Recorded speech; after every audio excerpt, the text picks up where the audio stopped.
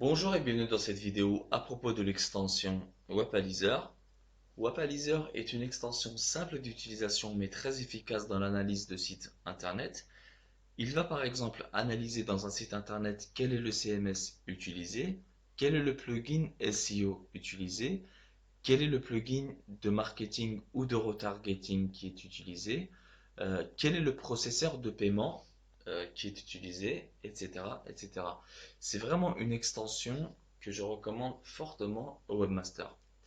Alors, on va en premier lieu sur Google pour voir comment on retrouve cette extension. On a juste à taper Wapalizer sur Google et ensuite on va sur le premier résultat. Généralement, euh, il est au premier résultat, d'accord?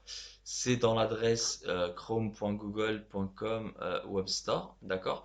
De toute façon, je vous mettrai l'adresse URL sous la vidéo. Vous aurez juste à cliquer dessus.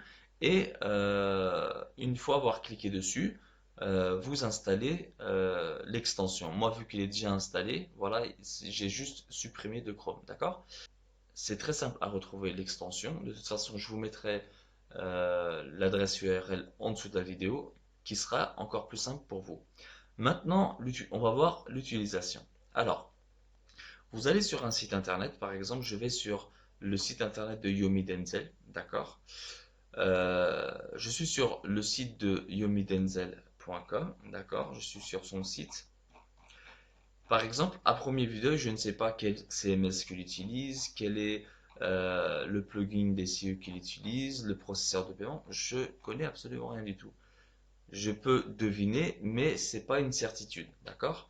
Alors, ce que je vais faire, je vais aller ici en haut à droite, je vais cliquer dessus et je vais aller cliquer sur Wapalizer, d'accord? Je clique sur Wapalizer et il va me mettre des résultats. Alors, le CMS utilisé, c'est WordPress, d'accord?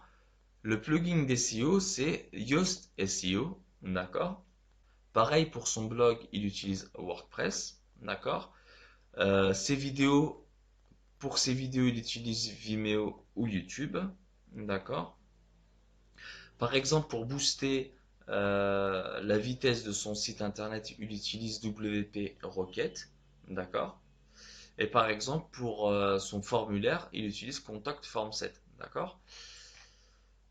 Et il y a d'autres détails, je ne connais pas tous les plugins, mais ça peut aider les webmasters, les aider à connaître de nouveaux plugins ou à s'inspirer d'autres plugins. Là, par exemple, je vais aller sur le site en mode formation, d'accord? Alors, je clique ici et ici. Voilà, je vois qu'elle est CMS. Le CMS, pareil que du site de Yomi, c'est WordPress, d'accord. Par contre, pour le paiement, il utilise WooCommerce, d'accord.